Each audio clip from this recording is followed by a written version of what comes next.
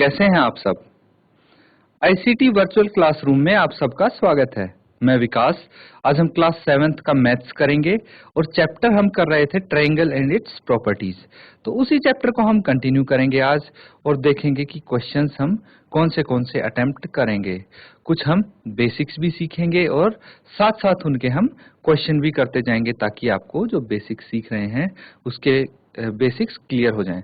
तो काफी सारी हम प्रॉपर्टीज कर चुके हैं। जो मेन प्रॉपर्टीज आपकी हुई हैं वो है angle sum property and exterior angle properties, जिनके आधार पे अभी क्वेश्चंस कर रहे हैं। उम्मीद है प्रॉपर्टी अच्छे से समझ में आ गई होगी। काफी सारे क्वेश्चंस भी कर चुके हैं इसके आधार पे। कुछ और क्वेश्चंस करेंगे, फिर नेक्स्ट प्रॉपर्टीज करेंगे हम। तो चलिए स्मार्ट बोर्ड पे चलते हैं और स्टार्ट करते हैं। तो बच्चों, त्रिभुज और उसके गुण हैं। सबसे पहले मैं बोलूंगा कि अगर आपका कोई डाउट है तो आप अपना क्वेश्चन पूछ सकते हैं सेशन के स्टार्टिंग में। तो कोई भी आपका डाउट हो अभी तक जो हमने किया है या फिर कोई मैथ्स में अगर डाउट है तो आप पूछ लीजिए। कोई चाहते हैं कि भी टॉपिक आप यहाँ पे कवर किया जाए, समझना चाहते हैं, कुछ भी हो तो आप अपना हैंड रेज कीजिए सिस्टम के माध्यम से और अपना डाउट आप पूछ लीजिए, या फिर चैट के माध्यम से भी आप पूछ सकते हैं। हम क्वेश्चन पे चलते हैं। देखिए कुछ क्वेश्चन हमने किए थे। तो ये क्वेश्चन नंबर 2 है जो हम कर रहे थे, ठीक है। तो इसके काफी सारे क्वेश्चंस कर चुके थे। अब हम इसका 5th पार्ट देखेंगे और 6th देखेंगे जो कि मैंने होमवर्क में दिया था।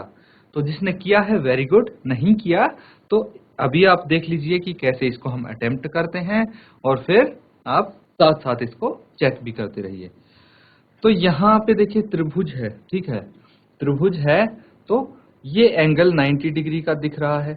क्या ये इसमें एक्सटर्नल एंगल वाली प्रॉपर्टी लग सकती है? नहीं लग सकती। मैंने कल भी बताया था आपको, जो ये है इसमें एक्सटर्नल एंगल वाली प्रॉपर्टी हम नहीं लगा सकते, ठीक है। तो हम क्या करेंगे, यहाँ पे हमने करना है भाई कि इसको वर्टिकली अपोजिट एंगल वाली प्रॉपर्टी हम लगा सकते हैं। क्या लगा सकते हैं? वर्टिकली अपोजिट एंगल वाली प्रॉपर्टी। तो देखिए हम इसको बोल सकते हैं, ये जो 5th पार्ट है इसमें हम बोलेंगे कि y is equal to 90 degree.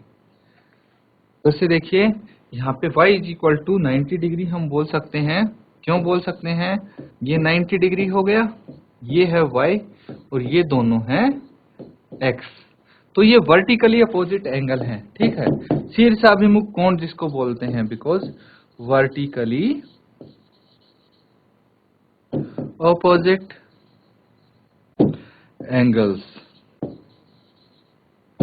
Vertically opposite angles इनको हम बोल सकते हैं।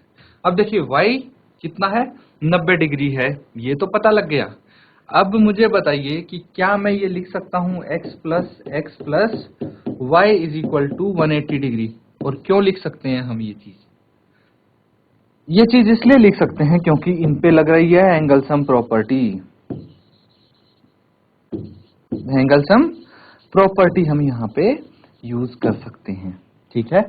तो अब एंगल सम प्रॉपर्टी हमने यूज की है और हम ये इनको बराबर लिख सकते हैं। तो देखिए यहाँ पे वैल्यूज हमें पुट करनी है। y की वैल्यू है तो y की वैल्यू हम रख देंगे।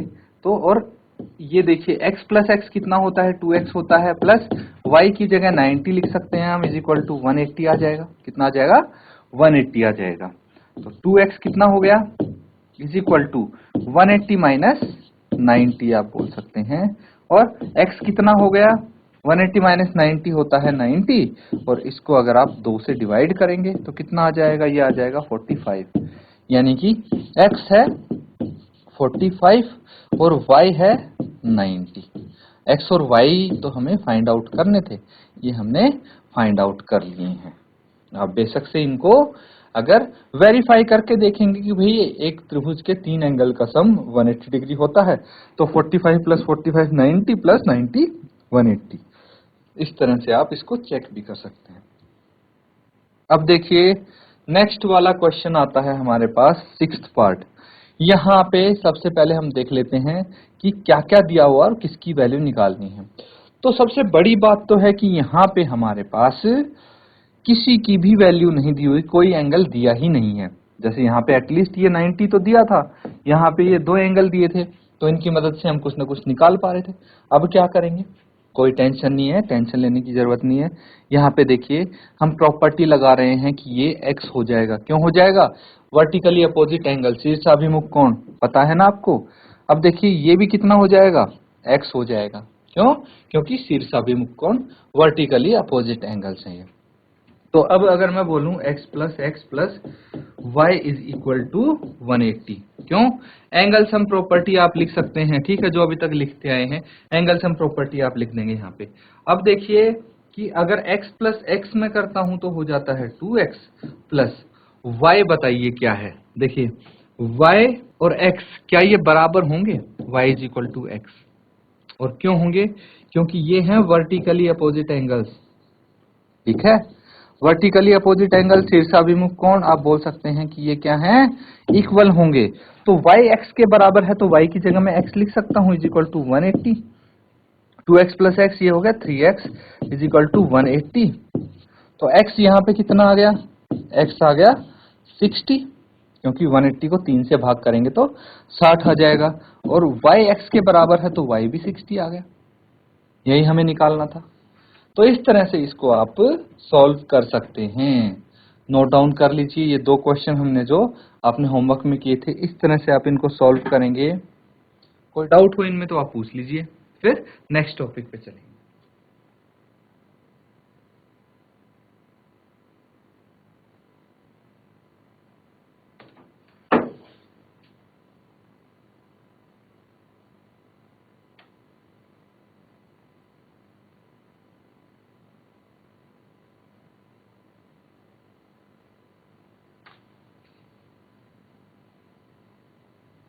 जल्दी से नोट डाउन कर लीजिए, इसको भी नोट डाउन कर सकते हैं आप। नोट डाउन कर लिया सबने, तो चलिए अब नेक्स्ट टॉपिक पे चलते हैं।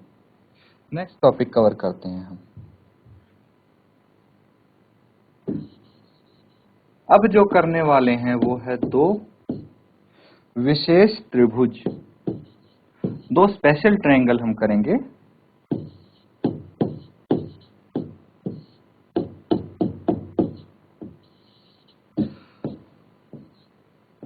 दो स्पेशल ट्रायंगल्स के बारे में हम आज पढ़ने जा रहे हैं, जानने जा रहे हैं। इसमें से पहला जो त्रिभुज है उसको बोलते हैं समबाहु। समबाहु त्रिभुज, ठीक है।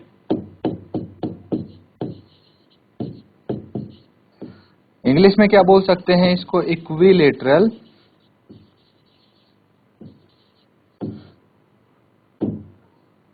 ट्रायंगल। इक्विलेटरल ट्रायंगल, तो ये क्या चीज है बच्चों, ये है कि इक्विलेटरल ट्रायंगल हमने स्टार्टिंग में भी किया था कि इक्विलेटरल ट्रायंगल क्या होता है, इक्विलेटरल ट्रायंगल होता है जिसकी सभी भुजाओं का माप एक समान हो, यानी कि ये भुजा और ये भुजा और ये भुजा सब बराबर होंगी, ठीक है। और दूसरी चीज क्या है, तीनों भुजाएं बराबर होंगी तो तीनों कोण भी इसके बराबर होंगे।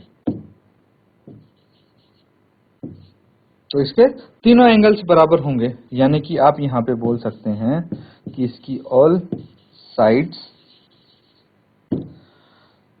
आर इक्वल, सभी भुजाएं समान होती हैं। और दूसरी बात आप बोल सकते हैं ऑल द एंगल्स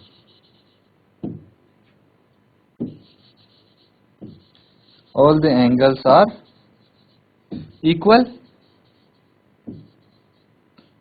सभी कोण इसके बराबर होते हैं और सभी भुजाएं समान होती हैं। यानी कि आप बोल सकते हैं कि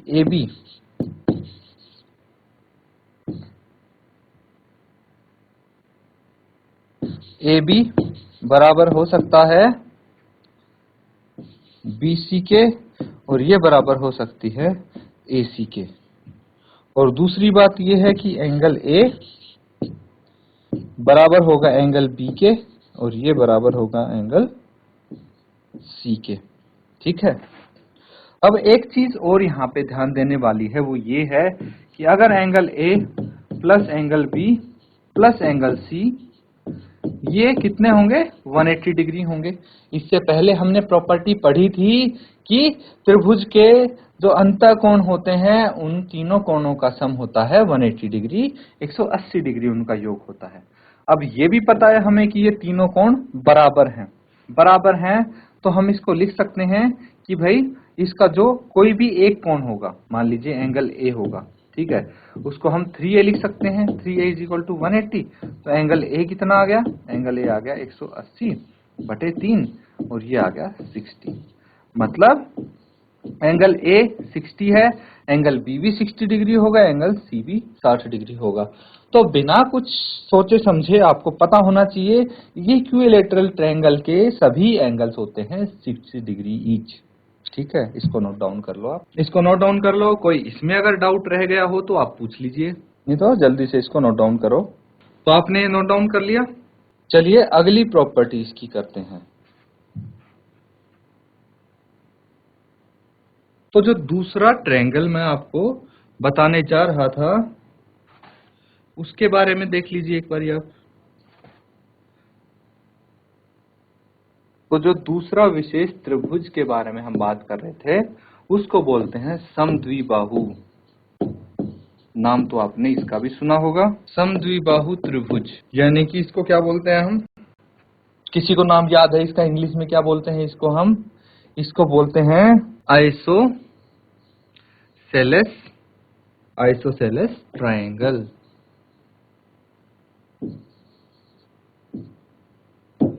आइसोसेलेस ट्रायंगल क्या होता है? ये ट्रायंगल देखिए आप ध्यान से।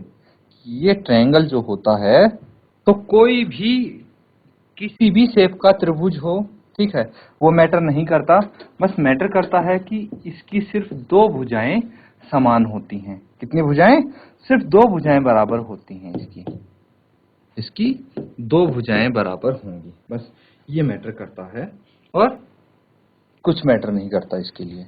अब यहाँ पे अगर हम इसकी प्रॉपर्टीज लिखने लगे तो पहली बात तो ये कि दो भुजाएं बराबर होती हैं, दो भुजाओं की लंबाई बराबर होती है। आप ये बोल सकते हैं that two sides have same length. मतलब दो भुजाओं की लंबाई समान होती है।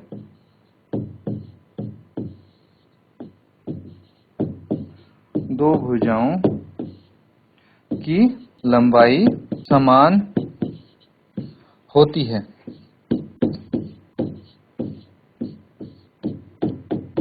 दो भुजाओं की लंबाई समान होती है।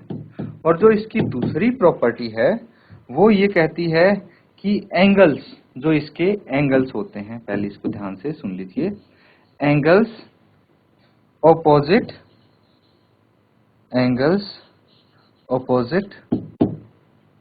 टू द इक्वल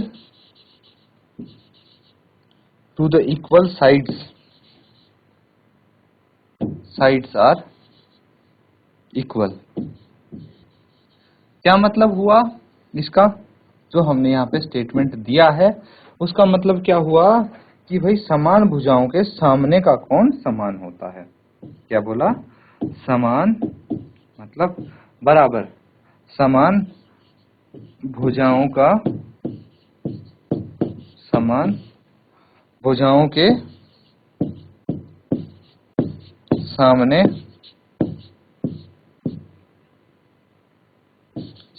के कोण समान होते हैं। तो समान भुजाओं के सामने के कोण समान होते हैं। ये दो इसकी प्रॉपर्टीज हैं। दैट मीन्स कि जैसे ये भुजा और ये भुजा समान है, मतलब इसके इस भुजा के सामने वाला तो ये एंगल हो गया और इस भुजा के सामने वाला ये एंगल हो गया, ये दोनों एंगल बराबर होंगे। इसी तरह ये एंगल और ये एंगल बराबर होंगे, यहाँ पे ये एंगल और ये एंगल इक्वल होंगे। यही है इसकी प्रॉपर्टीज। इसको नोट डाउन कर लीजिए आप। अब एक प्रॉपर्टी और हम करने जा रहे हैं, उसको ध्यान से देखेंगे।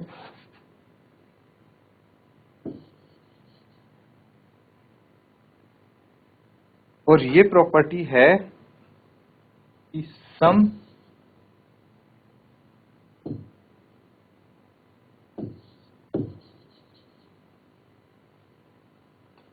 of the sum of the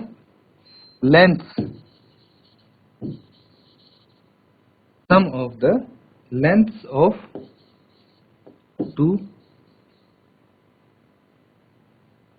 sides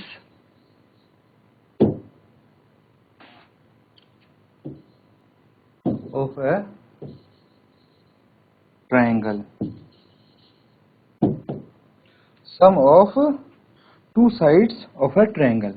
तो ये किस चीज पे बेस्ड है प्रॉपर्टी कि भाई एक त्रिभुज की दो साइडों के योग के ऊपर बेस्ड है। इसको मैं यहाँ पे आपके लिए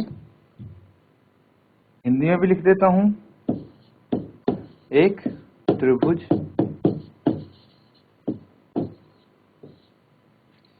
त्रिभुज की दो भुजाओं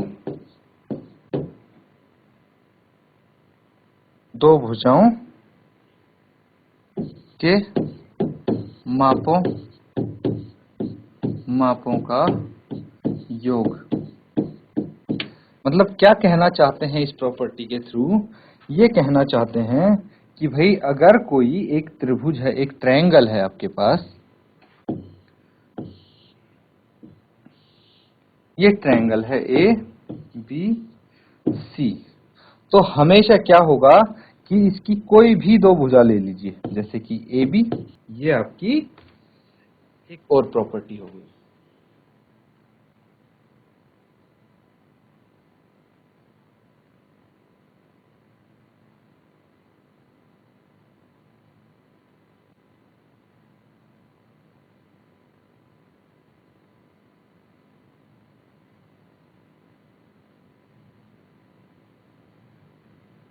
अब बच्चों जो हमने प्रॉपर्टीज की हैं उसके आधार पे क्वेश्चंस भी तो होने चाहिए, तभी तो आपको पता लगेगा कि भाई ये प्रॉपर्टी की है, इनका यूज कहाँ होने वाला है। तो इनका इस्तेमाल जो आप करेंगे वो इस प्रकार के क्वेश्चंस में होगा। ठीक है, ध्यान से देख लीजिए, ये जो क्वेश्चन आपके सामने आएंगे यहीं पे आप यूज करेंगे इन प्रॉपर्टीज को। जैसे पहला वाला क्वेश्चन देखिए आप, यहाँ पे क्या बोला गया है, निम्न दी गई भुजाओं के मापों से क्या कोई त्रिभुज संभव है। अब आपसे पूछा जा रहा है कि जो नीचे दी गई भुजाएं हैं क्या इनसे कोई त्रिभुज बन सकता है या नहीं बन सकता, ये आपको बताना है यहाँ पे। तो फर्स्ट करके देखते हैं हम इसका पहला भाग क्या कहता है कि भाई इसकी तीन भुजाएं हैं, 2 सेंटीमीटर, 3 सेंटीमीटर और 5 सेंटीमीटर। तो हम कैसे चेक करेंगे?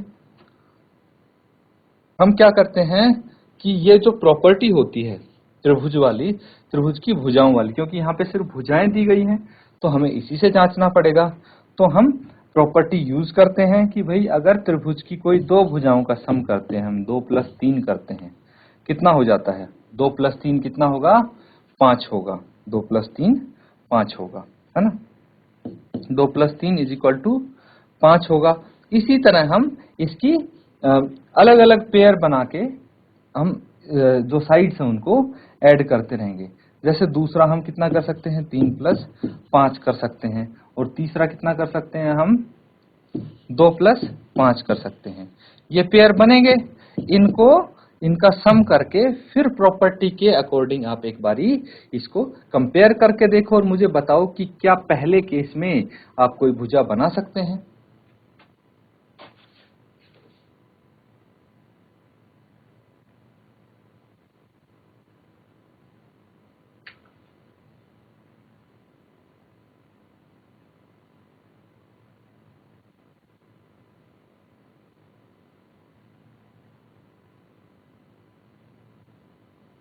तो बताइए मुझे, क्या इस कंडीशन में कोई त्रिभुज बनाना संभव है? तो देखिए, इसके लिए हम एक चीज कर सकते हैं कि 2 और 3 जो है सेंटीमीटर हैं, इसको ऐड किया तो 5 आया।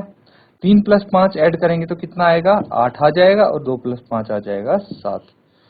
अब अगर इस कंडीशन में देखें तो एक भुजा हमने 2 ली, एक 5 ली, ठीक है। तो ये बड़ा होगा किससे? जो तीसरी भुजा है। तीसरी कितनी है? 3 है। तो यहाँ पे हमारी कंडीशन सेटिस्फाई हो रही है कि भाई दो भुजाओं का सम तीसरी भुजा से बड़ा है। अब 3 और 5 लिया तो कौन सी भुजा बच गई? 2 बच गई, जो कि यहाँ पे भी कंडीशन सेटिस्फाई हो रही है। अब एक में 3 लिया, एक में 2 लिया, तो यहाँ पे अगर हम इस कंडीशन को देखेंगे, ठीक है, इस कंडीशन को देखेंगे तो ये कंडीशन सेटिस्फाई नहीं हो रही, क्योंकि तीसरी भुजा भी 5 है। तीसरी भुजा क्या है? 5 है। तो यहाँ पे ये कंडीशन सेटिस्फाई नहीं कर रहा, तो आप बोल सकते हैं कि कोई त्रिभुज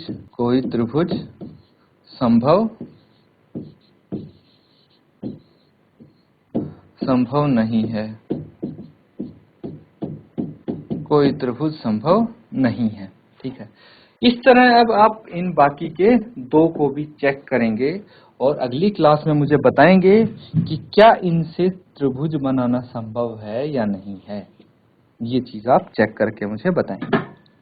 तो बच्चों, आज जो हमने टॉपिक कवर किए हैं, जो प्रॉपर्टीज त्रिभुज की हैं, उम्मीद है आपको अच्छे समझ में आई होंगी। ध्यानपूर्वक उनके नोट्स बनाना और उनके आधार पे अब हम बहुत सारे क्वेश्चंस करने वाले हैं, इसीलिए अच्छे से इन प्रॉपर्टीज को सीख लो, घर जाके रिवाइज करना और जो होमवर्क दिया है आपको उसको भी जरूर करना। इसी के साथ आज का सेशन खत्म करते हैं। Thank you and have a nice day.